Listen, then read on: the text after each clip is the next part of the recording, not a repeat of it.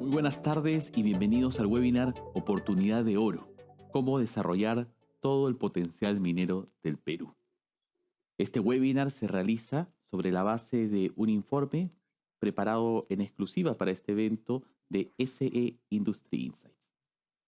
Les voy a comentar primero de qué se trata SE Industry Insights. Es un área nueva que está lanzando hoy, Semana Económica, que se va a enfocar en particular en brindar asesoría y análisis ad hoc a empresas locales e internacionales. ¿Sobre qué? Sobre aspectos macroeconómicos y sociales, proyecciones de sectores específicos y mercados de interés y, naturalmente, sus riesgos y oportunidades. Nosotros, como Semana Económica, tenemos más de 3 décadas de trayectoria y es un aval que nos permite hoy lanzar esta nueva área en tiempos, además, de particular incertidumbre, no solo porque hay una amenaza específica contra el modelo económico, sino también un proceso de vacunación que avanza lento y, por tanto, lleva a una recuperación lenta también de nuestra economía. Hemos desarrollado, creo, en estas 3 décadas un conocimiento profundo del país, de su entorno de negocios y, naturalmente, tenemos acceso de manera directa a fuentes de información. Eso nos permite comprender un poco lo que está pasando hoy y anticipar un poco el futuro. Siempre como Semana Económica buscamos ser una herramienta de información y de análisis para la toma de decisiones. A ese equipo tradicional de Semana Económica le hemos sumado un equipo de investigación conformado por consultores y analistas que tienen amplia trayectoria y que ya han participado en más de 800 proyectos de research para más de 300 empresas locales y 25 empresas internacionales. Entonces, hoy, a manera de presentación y de contarles qué significa SE Industry Insights y qué significará para nosotros en el futuro, comenzamos con este webinar en el que exploraremos oportunidades para el crecimiento económico del país en el próximo quinquenio y qué hacer para alcanzarlas desde una mirada de uno de los principales, si no el principal sector económico del Perú, la minería. Tenemos un primer panel, vamos a tener 2 paneles. En este primer panel en que vamos a discutir el superciclo de oportunidades para el Perú, tenemos a Raúl Jacob, él es CFO de Southern Copper, a Ángela Grosjean, ex ministra de Energía y Minas, a Héctor Collantes, Assistant Director de Fitch Ratings, y Karina Ceballos, Managing Director de Weir Minerals. Bienvenidos a los 4. Muchísimas gracias por estar hoy día con nosotros. Pasamos, por favor. Sí. Vamos a ir analizando parte del informe. Tenemos una primera diapositiva que quisiera que pongamos en pantalla para que la audiencia pueda ver cómo durante estos años ha crecido. ¿Tenemos la diapositiva correcta? Esta es la del... ¿Sí? Sí, perfecto.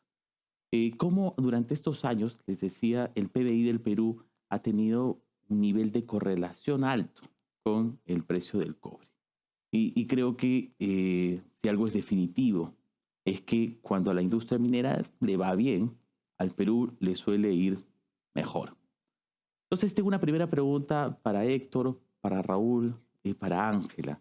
¿Qué significa para el Perú que el cobre hoy esté alcanzando precios que no se veían desde hace una década, desde el boom del precio de los commodities, con ya un 4.5 dólares por libra en el caso del cobre y un oro que bordea los 1.800 dólares por onza? ¿Cuál creen que va a ser el impacto económico que tienen estas cifras en la reactivación que naturalmente post-COVID buscamos alcanzar como país? Héctor, bienvenido. Además, Héctor, ex Semana Económica, siempre orgullo de la casa. Héctor, por favor, te doy la palabra primero. Gracias, muy amable David, es un gusto estar con ustedes. Creo que lo que es innegable es que los precios están en niveles muy fuertes, muy altos, y cuando uno compara los niveles de producción actuales con, por ejemplo, los que se tuvieron en 2019, que es algo que algunas operaciones han alcanzado ya en 2020, y se considera que no va a haber mayor crecimiento en 2021, a pesar de que hay algunas operaciones que están entrando en ese lugar, y toma los precios estimados para 2021 del consenso de analistas de Bloomberg, por ejemplo, se esperaría un incremento de unos 7.400 millones de dólares, que es como 24% más que lo que ya en 2020, que fue un año que a pesar de todos los problemas, gracias al alza de los precios de los metales, ya estaba significando un 7% más de valor de toda la producción minera versus 2019. Incluso en una visión conservadora y trabajo en una calificadora de riesgo y los precios que estimamos no están destinados a identificar cuál será el precio del año, sino a los precios de estrés, si las cosas no vienen bien, para la evaluación de la calificación de las distintas compañías que tenemos bajo cobertura. Se tendría en un escenario como el que estoy describiendo, simplemente ajustando los precios, pero colocando producción relativamente en los niveles de como 2019 o como terminó 2020, igual es un impulso de como un 8% adicional. Estamos hablando de unos 2.400 millones de dólares. Es un impacto muy fuerte y esto es al margen de todo lo que puede estar pasando con el resto de la economía y todos los efectos directos e indirectos que esto conlleva. Raúl, por favor, ¿cuál es tu mirada sobre estos precios? Sí, muchas gracias, David, por la invitación y bueno, los mejores deseos para esta nueva etapa de semana con este emprendimiento dentro de su estructura que sin duda va a tener resultados muy interesantes. Bueno, mira, yo lo que veo es que tenemos una gran oportunidad de que la minería sea la locomotora que saque al país o que ayude de manera importante a sacar al país de la situación tan golpeada por la crisis económica causada por el COVID, ¿no? Yo veo que hay una gran oportunidad por varias razones. La más obvia, digamos, es la mayor generación de flujos que van a entrar al país, pues sin duda el fisco se va a favorecer. Héctor nos ha dado una excelente idea de cuánto es lo que sería esta variación, digamos, en ingresos. Y esta variación en ingresos prácticamente va directa a la última línea de las compañías, o mejor aún a la penúltima, a partir de la cual el Estado viene, toma lo que le corresponde en impuesto a la renta, regalías, impuesto especial minero y otros pagos, digamos, que hace la industria minera, no el famoso 30% que se está predicando por ahí, ¿no? Entonces yo creo que ahí hay una oportunidad muy interesante. Además, quisiera hacer un comentario más sobre el ciclo. El ciclo económico, este ciclo de precios, yo creo que no va a ser un superciclo, pero sí va a ser un periodo en el cual vamos a tener por un tiempo precios bastante interesantes, pues en el cobre, en el oro, la plata y el zinc, que son los principales metales. Bueno, agreguemos el hierro, que también va a tener una expansión importante y ya está cotizándose a más de $200 la tonelada de hierro de buena calidad. Y bueno, faltaría ya para cerrar el circuito el estaño, ¿no? Que también está con cotizaciones bastante buenas. Pero digamos, en general, cuando hemos tenido el superciclo, digamos, en la primera década o en la segunda década con más importancia de este siglo, se generó mucha exploración y esa exploración ya produjo los proyectos que debían de ir, digamos, siguiendo a las actividades de exploración, ¿no? Pero el superciclo terminó en el 2012. El 13, el 14, el 15, sí, cada año teníamos un precio del cobre peor que el del año anterior, es decir, el precio del año 13 peor que el del 12, el del 14 peor que el del 13 y así hasta el 2016. En todos esos años no ha habido el nivel de exploración que se requiere para generar nuevos proyectos y eso nos da el espacio para que haya una industria muy apretada respecto al cobre y el cobre principalmente y el zinc en lo que se refiere a inventarios hoy día y a proyectos hacia adelante, ¿no? Entonces yo veo que ahí hay una gran oportunidad digamos, de tener estos flujos, aprovecharlos para la reactivación económica y echar a andar al país, Dios mediante, a la brevedad. Un a la último punto, creo que el seminario Raúl. debió de llamarse Cobre la gran oportunidad. Gracias, Raúl. Ángela, por favor. Gracias, David. Gracias por la invitación. Bien, como señala Raúl, pues el tema de los precios de los minerales es un tema cíclico. El día de hoy estamos a unos precios que han subido bastante. Algunos dicen que se debe al crecimiento de China, a la reactivación económica de los Estados Unidos, a la transición a una energía más limpia, en fin, múltiples factores.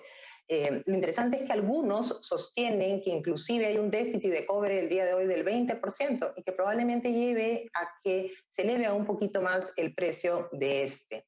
Y como bien ha señalado Raúl, es el momento para aprovecharlo, ¿no?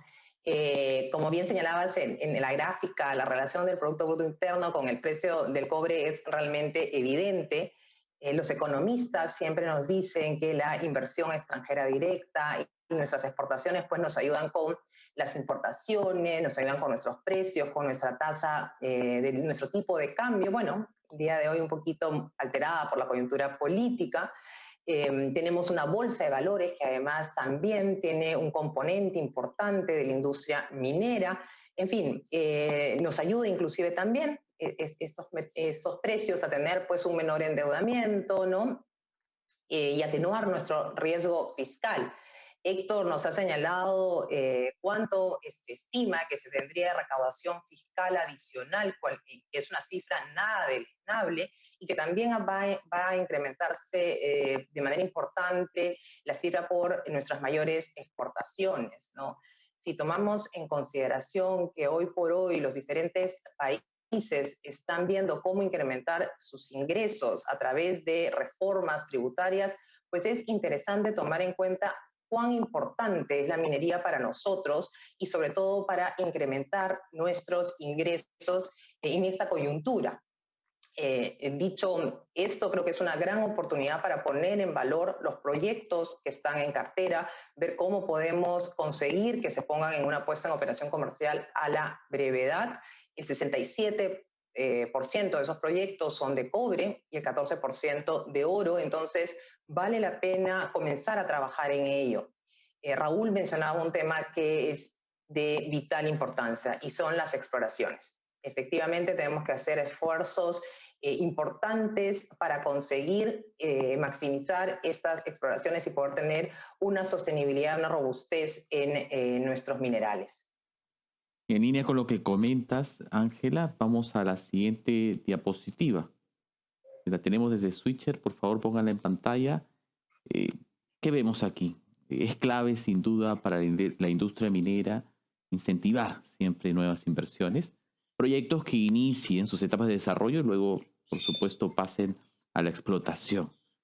Si vemos la diapositiva, el inicio de los nuevos proyectos mineros beneficia el PBI minero y nacional, pero en la siguiente, como vemos en esta segunda diapositiva, por favor, el ciclo de inversión minera que inició su rebote en el 2017 se ha visto truncado por la pandemia. Aquí, Karina, quería abrir conversación contigo para consultarte cómo se está viendo beneficiada la industria minera peruana por los precios que acabamos de conversar con los otros panelistas y qué estrategias han puesto en marcha desde tu empresa para poder aprovechar este impulso que está recibiendo el sector. Muchas gracias, David. Excelente iniciativa y les deseo lo mejor con este nuevo emprendimiento en Semana Económica. Con respecto a tu pregunta, bueno, desde el punto de vista país, la minería representa más del 60% de las exportaciones y es una de las principales actividades económicas, no solamente por eso, sino también sabemos que de cada empleo directo tenemos alrededor de 7 empleos indirectos, lo que también beneficia al peruano de a pie. Entonces, esto es súper importante desde el punto de vista de cómo, como un todo para el país, beneficia a todos, en micro y a nivel macro también. Nosotros tenemos una gran cartera de proyectos como país, o sea, son alrededor de 46 proyectos mineros que deberían ejecutarse independientemente de de nuestro futuro político, que es incierto ahora, pero independientemente de eso, debiéramos tener los mecanismos para asegurar la inversión en esos proyectos que debieran hacer que, este año superemos largamente la producción del 2019, prepandemia, y bueno, ojalá que llegamos a alcanzar esos 60 billones de inversión en proyectos. Todas las empresas del sector minero, los asociados como proveedores, todos aquellos que están tocados de alguna forma por la minería, tienen muchos proyectos de crecimiento en base a la industria. Entonces, yo creo que debiéramos como país tener las bases para hacer que toda esta industria, toda esta maquinaria se mueva en pro de la ejecución de los proyectos y de la operación de las mineras de manera normal y segura para promover estas inversiones sin temores a que las condiciones sean negativas. Desde el punto de vista de la compañía que yo dirijo, We Are Minerals, nosotros, estamos promoviendo un enfoque holístico muy orientado también a la sostenibilidad, con herramientas que soporten las operaciones de manera, por ejemplo, que también satisfagan los requerimientos del aislamiento social. Entonces, por ejemplo, herramientas que permitan realizar muchas actividades de manera remota, no solamente para monitoreo de la operación, sino también para prevenir fallas o para poder hacer mantenimientos preventivos o para optimizar la operación. Esto, de la mano con nuestros clientes, con todas las empresas mineras, porque cada empresa minera es un mundo distinto, la operación de cada una es totalmente diferente, tienen diferentes requerimientos, diferentes retos cada una. Además, otro impacto para nosotros ahora es que estamos en pie con la apertura de nuevos centros de servicio. Nosotros tenemos actualmente centros de servicio, la planta principal en Lima, tenemos en Arequipa, en Cajamarca, pero además tenemos en La Oroya, en Espinar, y el próximo mes debiéramos abrir el centro de servicios de Moquegua. Entonces, para nosotros esto significa expansión y también el impacto que esto tiene en las zonas de influencia de nuestros clientes y también nuestra. Porque imagínense que abrir un centro de servicios de Moquegua significa contratar gente de la localidad, tomar gente de los institutos, las universidades, trabajar de la mano con proveedores que existen actualmente ya en Moquegua y trabajar en conjunto con ellos. Entonces, todo este impacto de los proyectos que se ejecutan tiene como una onda expansiva, benéfica, que toca a cada una de las empresas relacionadas y a cada una de las familias de los empleados que trabajan en estas empresas que son parte de esta onda expansiva. Entonces, nosotros estamos tomando previsiones enfocados en el mejor escenario y en la estabilidad del país, y esperamos que esto ocurra así para el beneficio de todos y del país en general, ¿no? Raúl, esta onda expansiva de la que hablaba Karina solo es posible naturalmente si se desarrollan nuevos proyectos mineros, pero hoy tenemos un contexto particular, factores internos que generan incertidumbre a la hora de tomar decisiones de calibre, porque son inversiones de largo plazo, importantes para el país. ¿Qué está pesando más? ¿Este precio favorable o esta incertidumbre que hay en este país en este momento? Tengo a Raúl. Sí. Lo veo con Sí, un poco inestable. Con el micro apagado, perdón. Vamos, adelante. No, lo que iba a comentar es que, nosotros vemos, en general estamos en esta actividad con una visión de largo plazo. Y hemos pasado, esta es una compañía que tiene más de 60 años y ha pasado por épocas duras en el país y seguimos no solamente con la voluntad de mantenernos, sino además de seguir desarrollando y creciendo dentro de lo que son nuestras actividades. Los precios, como hemos comentado hace un momento, son un gran incentivo en general. Y esperamos pues que las circunstancias nos permitan seguir adelante, seguir avanzando con los proyectos. De lo que ha comentado Karina, nosotros hemos encontrado también por ejemplo, en Mollendo, que sería una de las zonas más favorecidas por el impacto económico del proyecto Tía María, hemos encontrado una red de compañías, un sector empresarial incipiente que podría tener un gran desarrollo al salir adelante un proyecto como Tía María, ¿no? Y lo mismo pensamos de los proyectos que tenemos en Apurímac, que es los Chancas, y en Cajamarca con Michiquillay, ¿no? Los tres proyectos van a tener un impacto muy positivo. Bueno, estimaciones efectuadas por el Instituto Peruano de Economía indican que si se llevaran adelante los 46 proyectos que están en cartera, digamos, tendríamos un poco más del doble, 2.3 millones de puestos de trabajo que serían generados, contra el 1.800.000 de puestos, digamos, directos e indirectos que hoy día genera la minería. Entonces, la base de consumo del país aumentaría de manera muy importante y esto llevaría a que un sinfín de empresas llevaran adelante inversiones y un crecimiento muy sano, ¿no? Muy positivo para el país. Sí, gracias, Raúl. Quisiera pedirle al switcher que por favor proyecte la siguiente diapositiva para continuar con la conversación. Hemos estado hablando naturalmente de los precios. Aquí lo que vemos es el cobre y cómo ha alcanzado picos sobre finales del 2020 que han continuado en el 2021.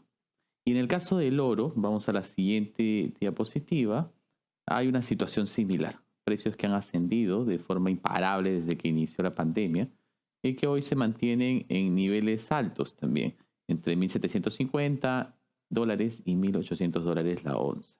Héctor, quería preguntarte qué tan sostenibles ves en el tiempo estos precios y cuáles son tus proyecciones para los mismos en el mediano plazo. Sí, Héctor, no sé si me llegaste a escuchar. ¿Sí? No, sí, disculpa, estaba liberando el audio. No, perfecto. En realidad, la fortaleza de los precios del oro y del cobre en particular tienen explicaciones diferentes y por eso es que en el caso del oro se vio un alza principalmente antes, incluso cuando estaba toda la incertidumbre vinculada con el coronavirus, y se sostenía principalmente en tres factores, que era una expectativa de debilidad del dólar, de incremento de tasas de interés y además de una adversión al riesgo generalizada por el coronavirus. Al disminuir un poco esto es el que el precio del oro ha comenzado a disminuir un poco, ha tenido mayores correcciones y cuando más bien se ha ido cambiando el enfoque hacia un mayor estímulo, tanto en China como en Estados Unidos, es que vemos que es ahora el momento de los metales base, ¿no? Quizás haciendo eco de lo que comentaba Raúl, estamos viendo una temporada un poco más de oportunidad de cobre quizás que oportunidad de oro. Al mismo tiempo, cuando uno revisa, sin embargo, que uno de los indicadores más certeros para ver la fortaleza de precio del oro tiende a ser las tasas de interés reales, principalmente cuando son negativas, cuando la inflación vuelve a crecer, en otras palabras, es que uno ve que puede haber soporte y algún espacio para que el precio del oro también siga creciendo con un poco más de fuerza. Entonces, en términos generales, tenemos por lo menos un 2021 relativamente fuerte y principalmente más llevado por los metales base, que es una historia un poco más positiva para el Perú, puesto que tiene una participación dentro de las exportaciones mayor al 60% solamente en metales base. En ese término es incluso mejor, pero también permite considerar que incluso si es que eso disminuye y las posibilidades se tornan un poco más hacia la aversión al riesgo, precios como los del oro, de la plata pueden terminar subiendo y dando esto que muchos analistas discuten todavía tiene el Perú, que es cierta cobertura natural, si quieres, por cómo está compuesta su cartera de exportaciones. Las proyecciones a futuro tienden a ser un poco menos optimistas dependiendo de los escenarios que se tomen. Los escenarios que tomamos en una calificadora de riesgos son bastante más conservadores que los del mercado, pero aún así, dada la fortaleza de todos estos indicadores, para dar algún ejemplo, consideramos que el caso del cobre no estaría disminuyendo debajo de $3 la libra. Esos son los números que hemos revisado en febrero, que ya es un número que históricamente incentivaba a la creación de nuevos proyectos mineros. Consideramos que el precio del oro sí tendría una caída un poco mayor. Nosotros consideramos que en el caso del oro podríamos encontrarnos con precios en 2021 por debajo de los niveles de 2019 y en ese sentido posiblemente más cerca de 1.500 o quizás un poco más arriba, $1.600 la onza, pero siguen siendo valores mucho más altos que los que encontramos con los $1.200, $1.300 la onza algunos años atrás. Entonces, en términos generales, los factores no son los mismos. Incluso en situaciones negativas, si uno quiere, encuentra uno posibilidades de sostenimiento en precios del oro y de la plata. Hoy día la situación es incluso mejor para el Perú porque está vinculada con los precios de metales base, principalmente los del cobre. En algunos metales como el zinc o en el estaño la historia es un poco distinta, pero todavía relativamente fuerte. Y aún con escenarios muy conservadores y como nosotros llamamos de evaluación de tensión financiera, la perspectiva es bastante positiva. Gracias, Héctor. Vamos con la siguiente diapositiva, por favor. Ya lo comentaban varios de ustedes, cómo se genera empleo en el país a partir de la minería, tanto de manera directa como indirecta. Esto siempre es mucho más claro en la etapa de desarrollo de nuevos proyectos, donde la cantidad de empleo indirecto por la gran cantidad de contratistas mineros es muy alta, pero como podemos ver en esta diapositiva, un alto PBI minero y un PBI de hidrocarburos no necesariamente se traslada en una mayor competitividad regional. Hemos tenido el golpe que recibió la economía peruana en el 2020 debido al COVID. Hoy, con este escenario, y para cerrar, ¿cómo puede trasladarse el impacto positivo que generan estos precios de los metales a la población peruana en general? Empiezo con Ángela, le doy pase luego a Raúl y finalmente a Karina. Ángela, por favor.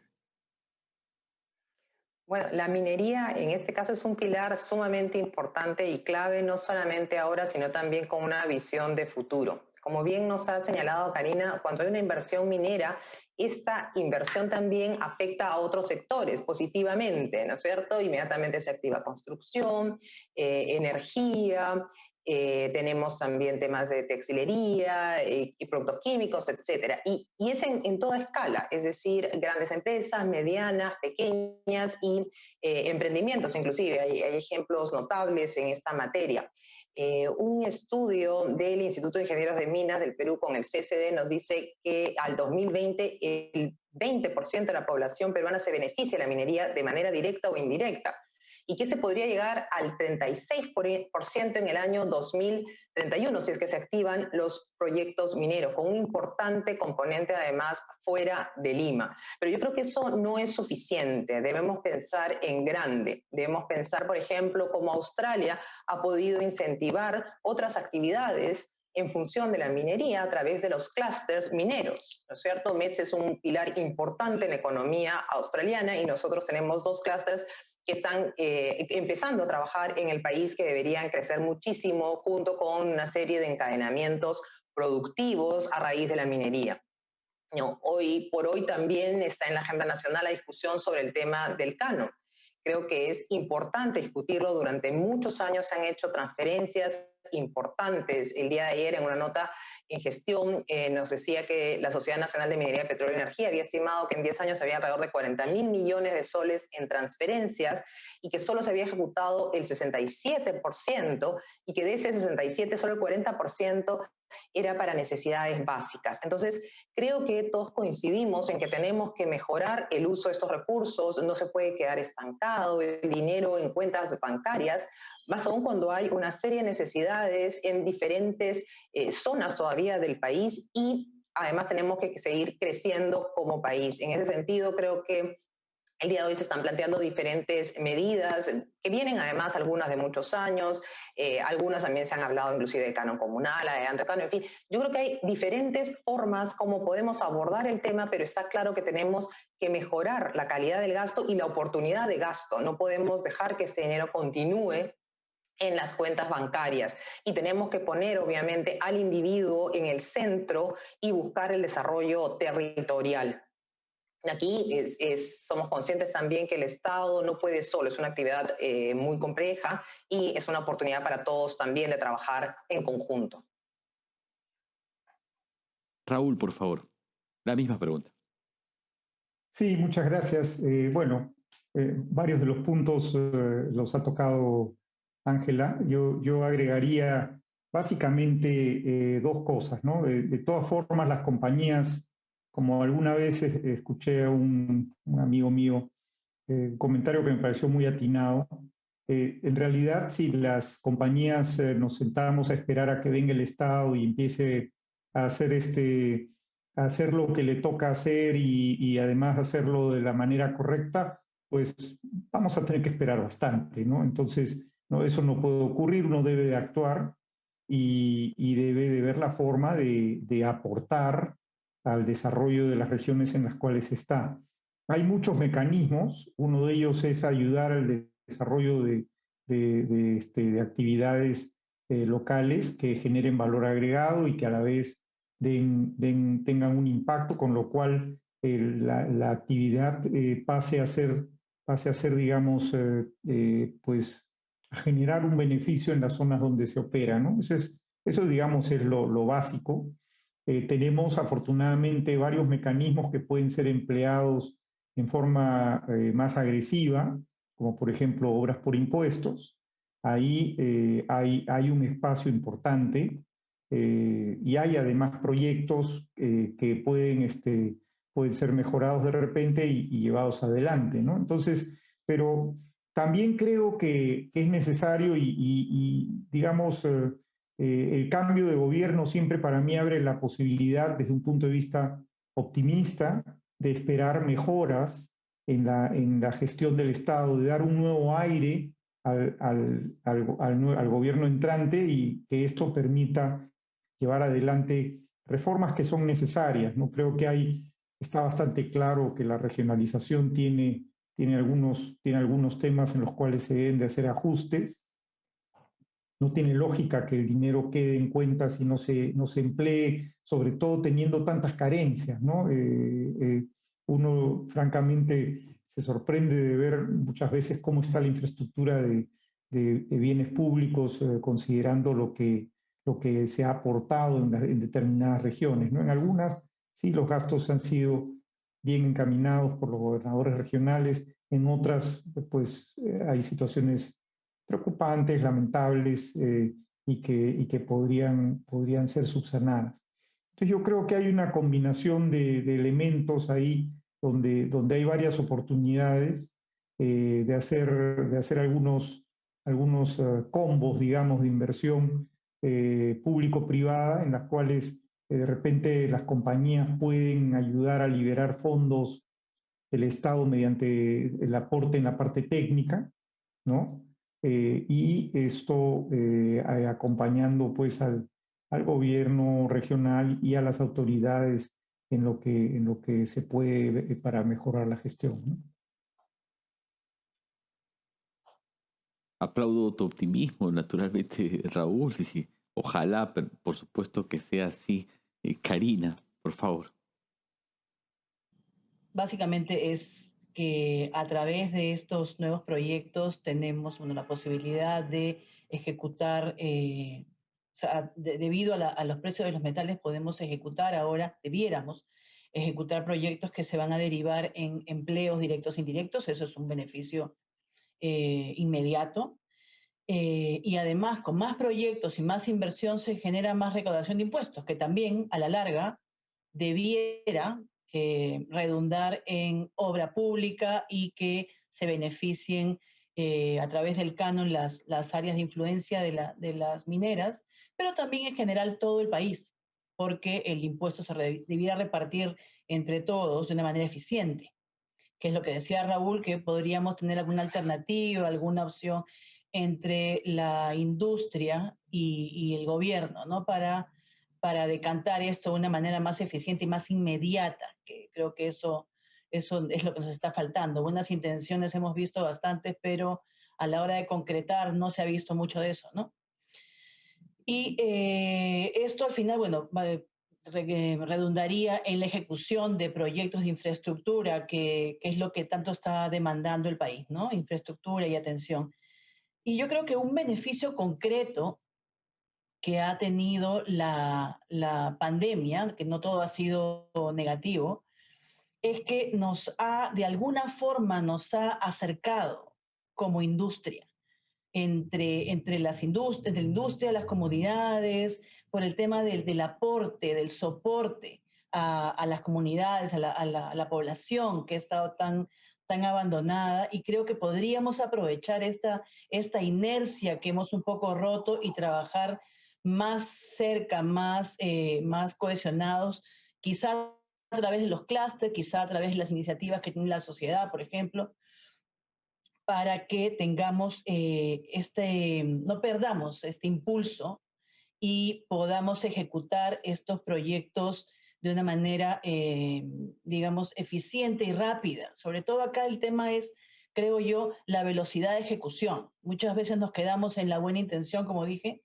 pero si es que nos ponemos de acuerdo y hacemos que los proyectos se ejecuten, que las cosas pasen, como por ejemplo ustedes han visto los suministros de oxígeno, las plantas que se han construido, por ejemplo, la entrega de test rápidos, toda la ayuda que la minería le ha dado a la sociedad. Si como parte de esto ejecutamos proyectos de implementación de mejoras, digamos, en las plantas, con el apoyo de las zonas de influencia, o sea, entre todos, nuevamente, aprovechamos esta, este impulso para que las cosas pasen rápido, creo que la población, la sociedad y la minería se van a ver beneficiados de manera rápida. Gracias, Karina. Héctor, no quiero dejarte fuera de este espacio final de reflexión, y para no agarrarte tan de improviso, porque no te lo había anunciado, me gustaría, digamos, aprovechar estos segundos para anunciarle a la audiencia que la página web del área que estamos lanzando hoy, SE Industry Insights, ya está disponible para que puedan conocerla un poco mejor, y es semanaeconómica.com/Industry Insights. Héctor, ahora sí, contigo cerramos. Muchas gracias. Yo solo quería sumar algunos comentarios finales a la magnitud de la oportunidad que está uno viendo. Como ya mencionó Raúl, 1.8 millones de empleo directo e indirecto. Estamos hablando de un 60% de exportaciones. Hay un factor que por ahí no terminamos de ver, que es que si bien la minería es como un 10% del PBI, es como un 20% de la recaudación. Es una de estas actividades que son además mucho más, podríamos decir, amplias o simplemente regionalizadas de toda la industria que hay en el Perú. 17, 24 regiones tienen minería. Y finalmente, y el otro factor que también creo ha podido comentarse también en estos días, en estos minutos, es el impacto que tiene la minería en su consumo de manufactura local. Estamos hablando de que puede ser un 13% con datos viejos quizás al día de hoy, ¿no? Como comentaba Ángela también, hay algunos indicadores y estimados de que dando mucho más crecimiento podríamos tener que el impacto en la industria manufacturera puede ser algo bastante más grande. Entonces, la oportunidad de que la minería apoye la reactivación es muy, muy fuerte, y sostiene además a la generación de divisas, y significa en muchas veces para lo que uno ve también como analista de riesgo internacionales, un indicador adelantado de cómo viene el resto de la inversión en el Perú. y esta ha estado disminuyendo debajo del 20% del PBI, que ese era uno de los factores pilares de la fortaleza macroeconómica peruana, pero tiene la capacidad de voltearse muy rápido y muy fuertemente, ¿no? El impulso minero es clave en esto y es una de las actividades que además lo puede hacer con más seguridad dentro de las condiciones sanitarias en las que nos encontramos.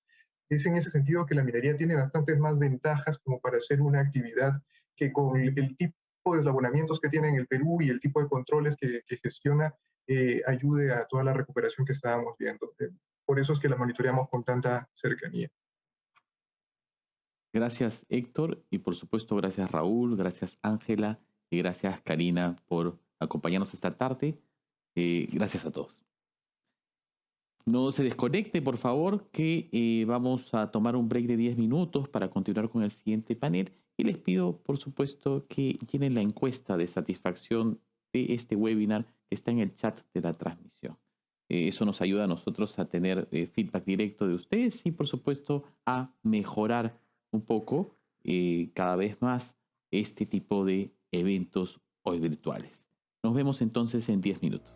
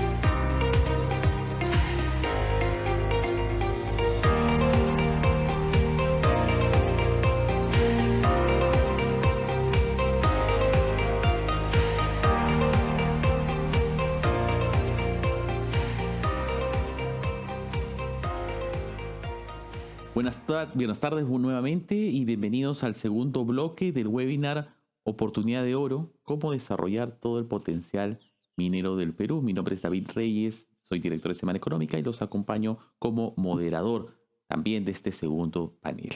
Este panel y este evento se construye sobre la base de un informe de SE Industry Insights, que es la nueva área de Semana Económica que busca brindarle análisis y consultoría ad hoc a empresas nacionales e internacionales para una mayor predictibilidad del mundo de los negocios en el Perú. Vamos con un panel, tenemos a los 4 invitados ya conectados, 3 invitados de 4, ahora explico por qué. Senia Forno, ella es socia del estudio Rubio, Leguía y Normand. Víctor Govitz, el CEO de Antamina. Cecilia González, socia del CMS Grau. ¿Cómo están? Bienvenidos a los 3. Gracias, muchas gracias. Y lamentablemente hoy no nos va a poder acompañar Luis Rivera, Executive VP Américas de Goldfields, porque ha tenido un inconveniente personal vinculado a la salud, lo cual es completamente comprensible en estos escenarios. Entonces, vamos a la primera pregunta. Quiero destacar la primera parte de un artículo del ex viceministro Augusto Cauty, a quien seguramente ustedes conocen, que publicamos en Semana Económica hace unos meses. El crecimiento, decía Cauty, de la inversión minera post-crisis dependerá de un desarrollo sostenible que involucre la revisión de instrumentos ambientales, el seguimiento de los compromisos entre empresas y la población y la factibilidad de ejecutar proyectos en las comunidades. Sin embargo, el tema minero no ha sido un tema prioritario en la agenda legislativa del Congreso en el último quinquenio, y es poco lo que se ha avanzado desde el Ejecutivo en materia regulatoria. Y aquí vamos a la pregunta, quiero la participación de los tres. De cara a un próximo gobierno, ¿cuáles son los primeros pasos que deberán darse para no dejar pasar la oportunidad económica que se tiene hoy, considerando los actuales precios de los metales? Hemos discutido mucho en el primer panel sobre eso. ¿Cómo aprovechar esa oportunidad? ¿Qué debe hacer el siguiente gobierno? Entonces voy a dar un orden cualquiera. Empecemos Zenia, Víctor y Cecilia. Zenia, por favor. Gracias. Mira, si nosotros partimos del hecho de las conclusiones de la Comisión para revisar la legislación minera que se nombró en el gobierno de Vizcarra, conclusiones que yo comparto en su mayoría, la legislación minera macro, o sea, la ley minera y las leyes que son concurrentes, no tendría que ser cambiada. Los temas que se vinculan a, digamos, los tropiezos que tiene la actividad minera, a los problemas que pueden haber, no están vinculados precisamente a las leyes, sino a los reglamentos y sobre todo a un problema que a mí sí me parece que debe ser una de las primeras soluciones que tiene que dar el gobierno que asuma, y es que el Estado tiene que comportarse como uno. En este momento, ustedes, o sea, todos los que estamos en el sector, podemos percibir que no hay un Estado. Está el sector minero, que generalmente tiene un rol promotor, no necesariamente se manifiesta en todas sus resoluciones bajo ese escenario, y tenemos otros sectores del Ejecutivo cuyo rol es mucho menos claro respecto de cómo promover la minería. Y en ese sentido, creo que promover la minería no puede entenderse como permitir que deje de hacer cosas o que incumpla cosas. Eso no es promoción.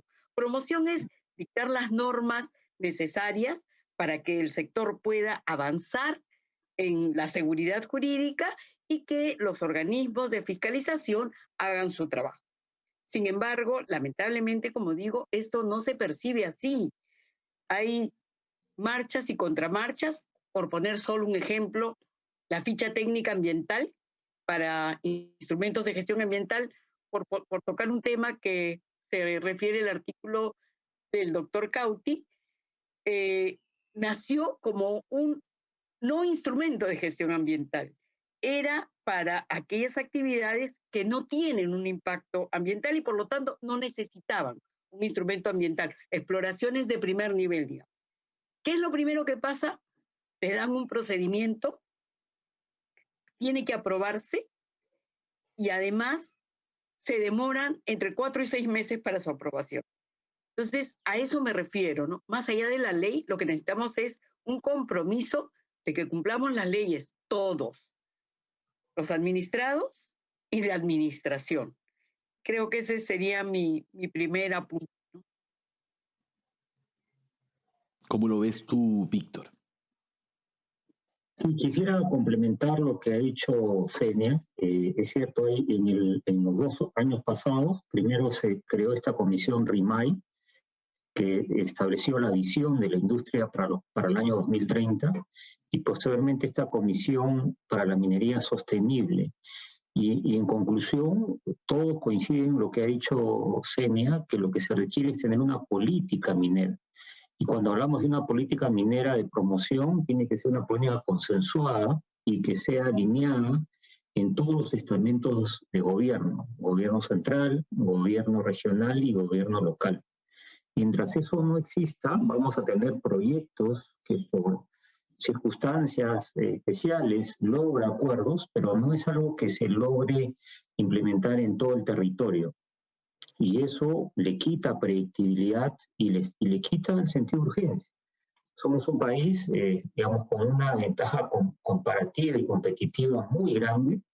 El cobre es el metal del futuro está teniendo una demanda muy alta. El Perú tiene las segundas reservas de cobre en el mundo y es ya el segundo productor de cobre. De esos casi 60.000 millones de dólares de proyectos, 70% son proyectos de cobre. Pero necesitamos eso. El próximo gobierno debería genuinamente sentarse y establecer cómo va a plantear el desarrollo del país, y claramente la minería tiene esa virtud. Aporta desarrollo, sobre todo en zonas remotas, en zonas donde el índice de desarrollo humano es menor. Entonces, esa tarea es fundamental si queremos realmente cambiar la velocidad con la cual podemos desarrollar ese portafolio de cara a reducir el nivel de pobreza y de cara al desarrollo de todo el país. Cecilia, por favor. ¿Cómo está? Bueno, coincido con Senia y con Víctor. Con Senia respecto del paquete legislativo, no necesitamos exactamente nuevas leyes, necesitamos ponerlas en marcha. Con Víctor respecto de la necesidad de tener una política minera mucho más clara. Una política minera en realidad. La agenda del Ejecutivo durante los últimos años ha estado basada, digamos, 4 ejes fundamentales, uno de los cuales ha sido, pero uno de ellos ha sido el tema de la formalización de la actividad minera. Y no es que sea un eje equivocado, no creo. Yo creo que sí, tenemos que trabajar ese tema, pero creo que hemos dejado de prestar atención a lo que puede ser la minería formal, a lo que es en los sectores pequeño, mediano y al gran estrato de la actividad. Respecto de la manera como nos habla el Estado, necesitamos que el propio gobierno central nos permita dialogar y permita él dialogar con los gobiernos regionales y con los gobiernos locales. Yo diría, a nivel del propio gobierno central, y pensando en los estratos medianos, y pequeño, mediano y grande, necesitamos también darle el reforzamiento técnico. Hay una realidad hoy en día, ha cambiado, ¿no? Hoy en día la autoridad tiene que ir al campo, debe estar en el campo. Y si todo el mundo está en el campo, es muy poca la velocidad con la que se procesa la información, está por debajo del óptimo, ¿no? Y finalmente un consenso, una suerte de consenso entre los diferentes sectores. Y estamos hablando del sector minero, del sector de medio ambiente y de los órganos fiscalizadores, ¿no?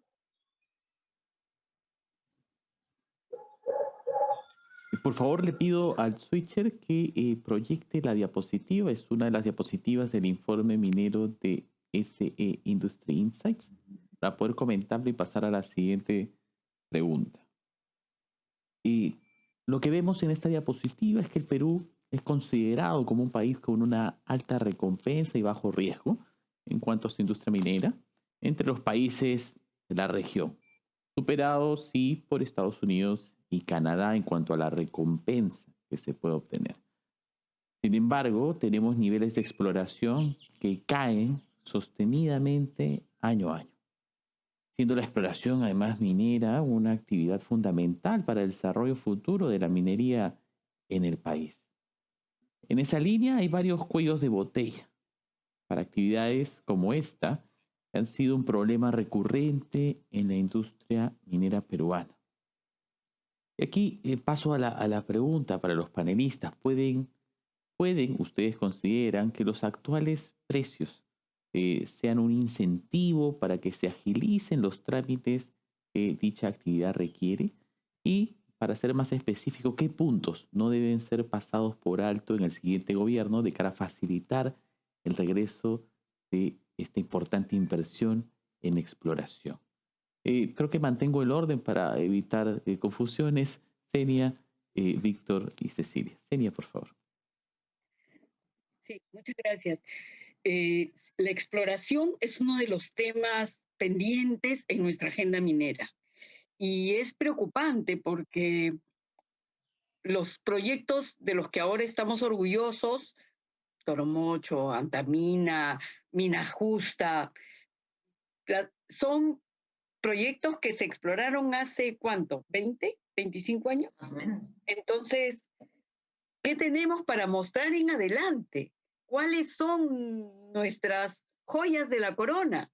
No tenemos porque la exploración ha pasado a ser un avis rara en nuestra actividad y ha pasado a ser eso porque, en primer lugar, las grandes empresas mineras transnacionales han decidido tener presupuestos de exploración regionales, ya no por países. Entonces, el presupuesto se asigna al país que logra tener sus permisos. Y por otro lado, como comentaba en la respuesta anterior, obtener la aprobación de una ficha técnica ambiental que en principio no debería tener una aprobación, demora 4 o 6 meses. Una aprobación de declaración de impacto ambiental, o sea, 20 perforaciones, demora entre 6 meses y 10 meses. Casi un año esperando permisos para explorar. Eso desalienta y preocupa. Otro tema que debe ser también revisado, por ejemplo, es el caso de las áreas de las zonas de frontera para empresas extranjeras. Todos hemos visto que en 2 o 3 años el propio Ejecutivo ha anulado las autorizaciones que daba para las exploraciones en zona de frontera y las ha anulado por las razones menos jurídicas y menos racionales posibles. Han cambiado las condiciones, ya no es lo que me dijeron, ha pasado por esto. Es más, yo hace unas semanas he recibido una notificación para no aprobación de una solicitud de petitorios en zonas de frontera y lo que me ha dicho el Comando Conjunto es que las razones por las que se opone son secretas. No las pueden decir. Entonces, si no apoyamos la exploración, que es el principio de cualquiera de los proyectos de los que nos sentimos orgullosos y que son un aporte importantísimo en nuestra economía y en el desarrollo de fronteras vivas, de zonas donde el Estado no siempre está presente, si no ponemos empuje a esto, en unos años nos vamos a tener mucho que decir. Hemos bajado 10 puestos en la encuesta de Fraser respecto a recursos. Y eso no es verdad. No es que nuestros recursos hayan perdido calidad o cantidad. Es que no hay exploraciones que soporten los números a los que nuestra industria y la visión de los inversores internacionales esté acostumbrado. Entonces, eso es realmente preocupante y creo que el próximo gobierno tiene que mirar con bastante detalle cómo alentar las exploraciones, porque además está demostrado que ambientalmente el impacto de una exploración es mínimo, ¿no? Y creo que con esto he dicho suficiente por ahora. Desalentador el escenario. Sí, Víctor, adelante, por favor. Sí, complementar lo que dice Senia, quizás ponerle unos ejemplos. El índice Fraser, como bien dice, permite medir la competitividad. El Perú ha perdido, y quizás un ejemplo, el país o la jurisdicción con la mayor calificación en promover la exploración es Nevada. Un trámite en Nevada es una jurisdicción minera muy conocida por oro, sobre todo en Estados Unidos. Un permiso de exploración puede tomar 2 meses. En el Perú, un permiso de exploración puede tomar 2 años. Esas son las diferencias. Y eso me permite regresar al tema de la política minera, ¿no? Claramente el Perú no solamente está desalineado entre el gobierno central, el gobierno regional y local, sino también hay un desalineamiento al interior del gobierno central o entre el gobierno central y el Congreso. Al día de hoy tenemos una legislación que equivocadamente considera que la exploración no es una actividad de riesgo. Claramente es una actividad de riesgo y por otro lado es una actividad de mínimo impacto ambiental. Sin embargo, le han puesto una serie de límites o premisas ambientales como si fuera una operación y a su vez le han pedido que tenga acuerdos como consultas previas o acuerdos con los propietarios terrenos que elevan las expectativas cuando sabemos de que de por lo menos 10.000 exploraciones, probablemente 1 o 2 se convierten en operaciones en el largo plazo. Es una actividad clave, es una actividad de alto riesgo y sin embargo no hay un alineamiento, y eso pasa porque hay una confusión, una falta de información sobre cuáles son los pilares sobre los cuales podemos sustentar el crecimiento del país. Y esa discusión no se ha dado y no se ha generado ese alineamiento, y estamos ante un marasmo que genera pérdida y atrasa el desarrollo. Cecilia, lo mismo, ¿cuáles serían los puntos de esta agenda para el siguiente gobierno? Simplemente quedándonos en el tema estrictamente regulatorio. El otorgamiento de concesiones, por ejemplo, lo natural es, o si soy un inversionista o adquiero concesiones existentes o formulo nuevas concesiones para poder hacer actividad de exploración. El proceso de otorgamiento de concesiones, que antes era un procedimiento que podía demorar de 4 a 6 meses, hoy día se puede extender a 1 año más, ¿no? Entonces, hay muchas consultas, es cierto, hay muchas consultas internas, hay muchas consultas entre autoridades. Un punto importante en el que hemos perdido, en el que el sector ha perdido y ha dejado de atrás, es un tema de transparencia, un tema de interconexión entre una u otra autoridad. Yo creo que eso podría ahorrar algo de tiempo. 2, en línea con lo que nos dice Víctor, ¿no? En realidad la actividad de exploración es una actividad inicial de poco impacto. Hay una pregunta que me hago y que la pongo sobre la mesa. ¿Es necesario tener un título de concesión para poder iniciar el trámite, para poder iniciar los estudios destinados a obtener la certificación ambiental? Probablemente no. Pensémoslo, ¿no? Es una propuesta, finalmente va a ser la propuesta que podamos hacer. Con la legislación anterior, solíamos tener un título, lo que llamamos un título provisional, que nos permitía hacer actividad de exploración y en su momento obtener el título de concesión. No estoy diciendo fragmentar el título de concesión, porque lo que tenemos es un título único, ¿no? Puedo explorar y explotar. Pero los tiempos demoran mucho. El otro tema importante, creo yo, es el tema de la consulta previa. Tiene una tarea pendiente, tiene los temas pendientes de caracterización. ¿Puedo esperar 1 año o poco más de 1 año para obtener un título de concesión minera? Para la elaboración del estudio ambiental y obtener la certificación ambiental puede ser 1 año, poco más de 1 año, hablando solamente. Luego tengo que pasar por la autorización, obtención de otros permisos y eventualmente la autorización de inicio de actividades, en donde necesitamos hacer consulta previa. No es un pedido de no hacerla, pero los tiempos para obtener esa autorización de inicio de actividades, hoy en día estamos hablando de casi 1 año y medio. Entonces, desde que establezco la compañía, decido hacer la inversión, hasta que realmente puedo llegar al campo, estamos hablando de 2 años, 2 años y medio. Y haciendo la comparación, en Chile, por ejemplo, Chile que ha servido de mucho, es casi la legislación a donde muchos legisladores miran, en realidad la obtención de permisos es sumamente breve. Lo mismo en Argentina. En Argentina, el boom del litio en la zona norte de Argentina, un factor importante ha sido la colaboración de cada uno de los estados, ¿no? Entonces, creo que el gobierno tiene que darse cuenta, y el Estado y la nueva administración tiene que darse cuenta que sin exploración no vamos a tener futuros desarrollos. Y si no lo incentivamos ahora, vamos a perder nuevamente el tren.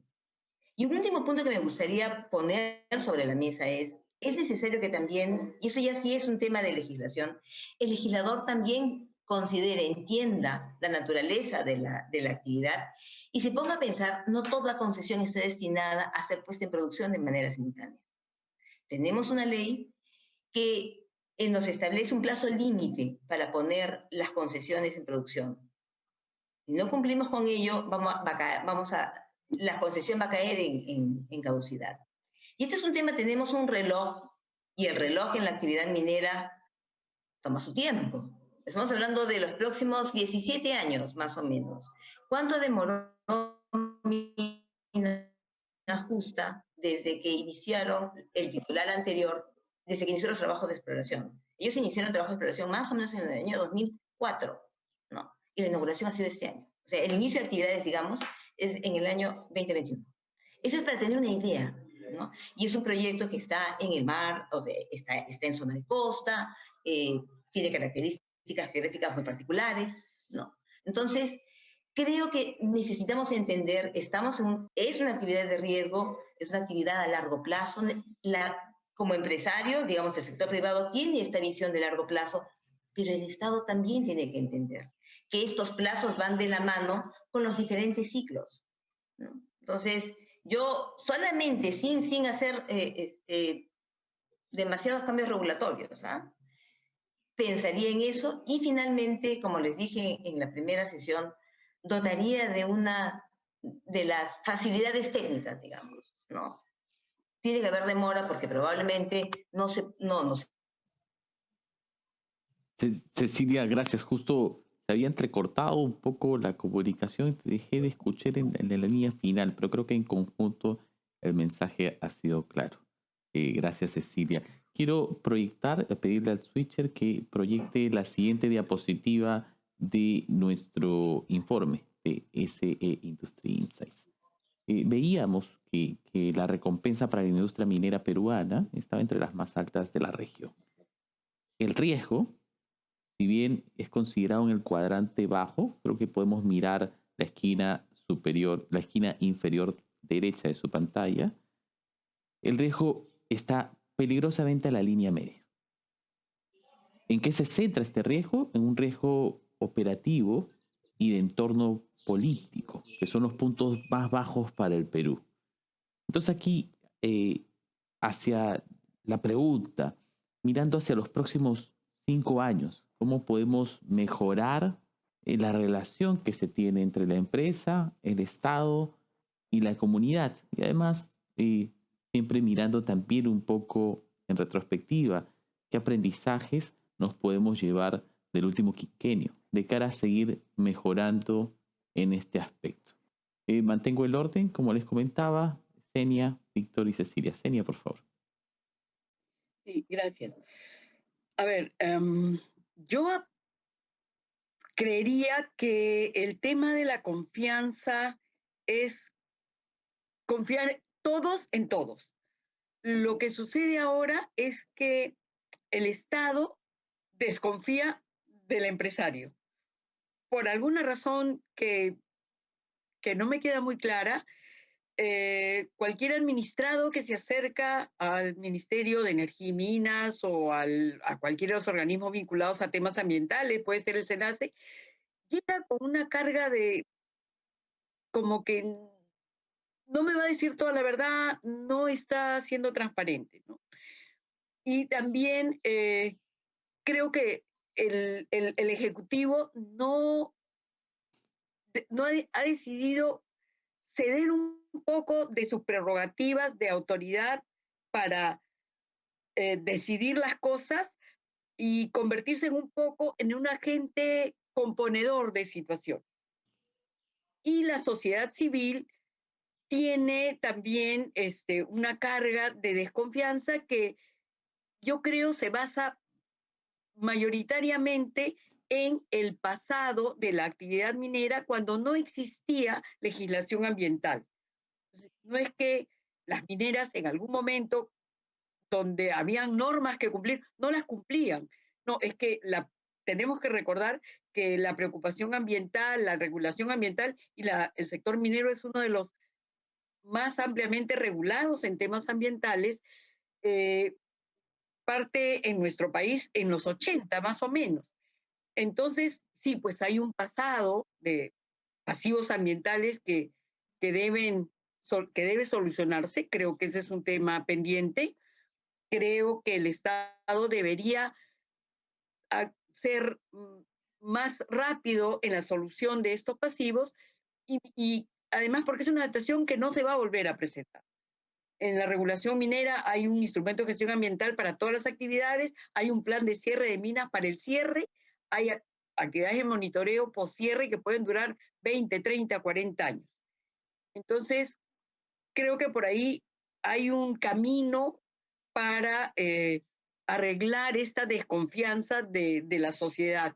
Además, algunas medidas que me parecieron interesantes de ser implementadas, como por ejemplo el adelanto del del apoyo social debería ser implementada. Hasta ahora, si es que hay algunos, son realmente escasos, ¿no?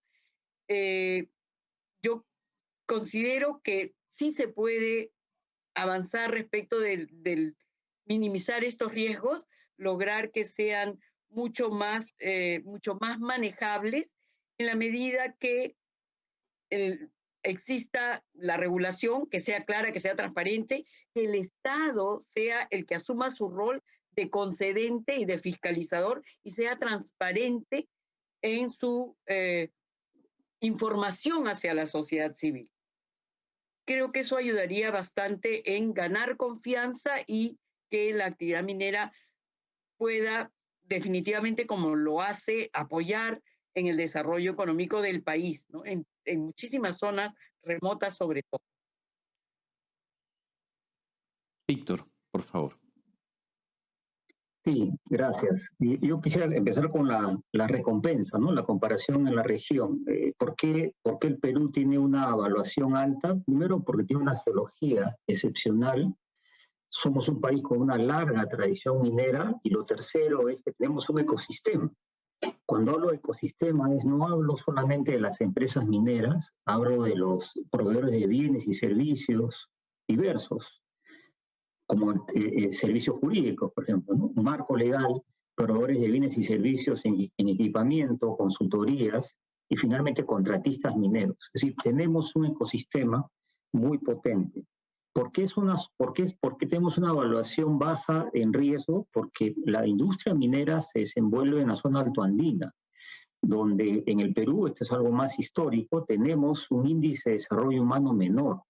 Y es un área donde hay una diferencia y por lo tanto hay una expectativa muy alta. ¿Qué ha pasado? Desde el año 2002 hicimos la regionalización y si uno ve antes la regionalización, pues manejaban cifras muy pequeñas. La regionalización madura con un error, con un esquema poco maduro, me refiero en gestión pública, y justo toma el boom del crecimiento de la industria del 2006 en adelante. Y si uno ve y correlaciona, ve que esos ingentes números que han llevado a esas regiones mineras, a esas jurisdicciones mineras, no han terminado en obras públicas, en una gestión pública que ha beneficiado al poblador no vinculado a la industria. Y se genera una contradicción. ¿Cómo explicas que en una jurisdicción minera que ha tenido esos pagos de tributos que se han convertido en canon minero, la población no aprecia? La población no aprecia porque no ha visto a través de su autoridad pública transformar ese dinero en bienestar. Y creo que por ahí está la respuesta también. Tenemos que, como sociedad entera, el Estado es responsabilidad de todos, tenemos que lograr que la gestión pública a nivel regional, a nivel local, sea de excelencia. Así como lo vemos en el Banco Central de Reserva, como lo vemos en los propios, como el Ministerio de Energía y Minas, o como lo vemos en el SENACE, que es una organización relativamente joven, pero que ha elevado su estándar, eso mismo deberíamos exigir a nivel regional y local. Si no, siempre vamos a encontrar esta contradicción, aparentemente dicotomía entre industria minera, canon minero, sin embargo, un entorno no necesariamente a favor de la industria. Cecilia. Adelante. Yo agregaría al tema de la aspiración hacia la excelencia por parte de las autoridades regionales, las autoridades locales, que son responsables de ejecutar gran parte de los fondos que regresan a las áreas de producción. Yo pensaría sinceramente, tenemos que ir de la mano, pero también tendríamos que tratar de incorporar un sistema, pensar nuevamente en el sistema de distribución, ¿no? Hemos creado una brecha enorme entre aquellas poblaciones que cuentan o que tienen la suerte, para algunos la suerte, para otros no consideran que no lo es tanto, de estar cerca de un lugar donde existe un yacimiento minero, ¿no? Entonces, esta brecha y estas diferencias, pensemos cuántas son las regiones que se llevan un gran porcentaje de las entre canon y regalías. Probablemente son 6. ¿no? Probablemente se llevan más del 50-60%, poco más, diría yo. Y tenemos otras, probablemente 13 o 14 regiones que reciben muy poco. Entonces, estos sistemas de desigualdad a nivel nacional creo que vale la pena pensarlo. Hace poco escuchamos una propuesta de inclusive distribuir el canon persona a persona. Creo que no es un tema de distribución de dinero, ¿no? Hemos sido capaces de llevar el dinero, tenemos un problema de ejecución, tenemos un problema de capacidad, de recursos humanos y capacidad de ejecución, y dar dinero de manera personalizada creo que no va a resolver el problema, ¿no? Entonces, pensemos en eso, que creo que es un tema estructural. Necesitamos convertir el dinero que regresa, lo necesitamos traducir en mejoras, en salud, en saneamiento. También invertirla para que esa economía no gire solamente alrededor de la propia actividad minera. Hay yacimientos que están, cuya vida es muy larga, otros no. Y tenemos que pensar que no solamente va a ser la minería la actividad alrededor de la cual la comunidad determinada tiene que permanecer, ¿no? Gracias, Cecilia. Los voy a invitar para cerrar a una reflexión final de 1 minuto cada uno, y así terminamos bien con los tiempos de cara a la audiencia, que también siempre tiene que seguir con la agenda del día para cerrarlo. Antes de darles pase, sí, les comunico en general a quienes están conectados que tenemos en el chat la página web de SE Industry Insights, nuestra nueva área de consultoría y análisis.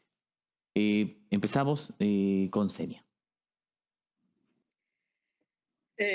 Sí, yo solo tendría que decir que la minería es importantísima para el desarrollo del país, que es algo propio de nuestra geología, propio de nuestro país, que la minería ha demostrado que puede ser polo de desarrollo en zona de frontera, contribuye a las fronteras vivas.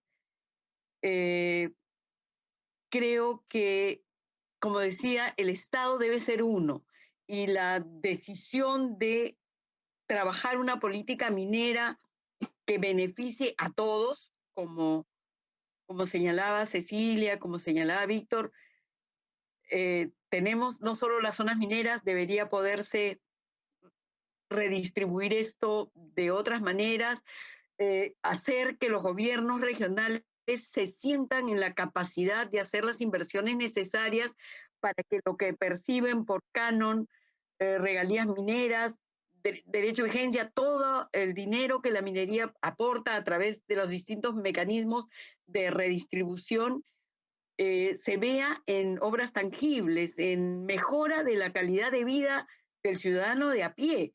Creo que eso va a ser importantísimo, y sí, yo soy una convencida de que no hay que perder la visión de lo importante que es la minería para nosotros.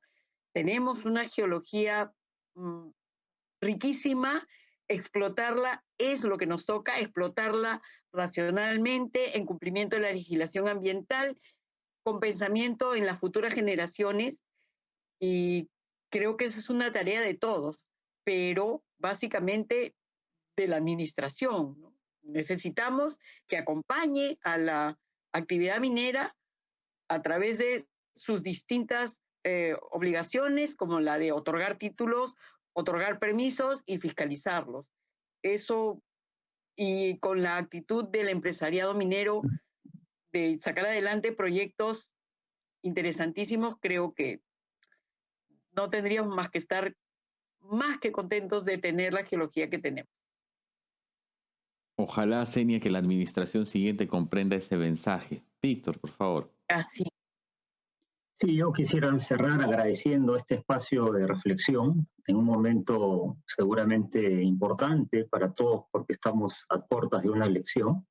Está claro que somos un país de ingresos medios Está claro que la pandemia ha hecho que nuestro nivel de pobreza, que estaba en 20%, que en la década de los 90 estaba en 50% y llegó a 20%, haya subido casi 8 puntos, 28% por efecto de la pandemia. Y la reflexión es esa, ¿no? Creo que todos estamos aquí con el mismo objetivo, que es reducir la pobreza, ampliar el bienestar para todos los cubanos. Y la industria minera puede ser un pilar fundamental en ese esfuerzo. Si pudiéramos, al día de hoy se estima que hay 6 millones de peruanos, porque incluimos, como decía yo, a las empresas mineras, al ecosistema y a los familiares de esta cabeza de familia.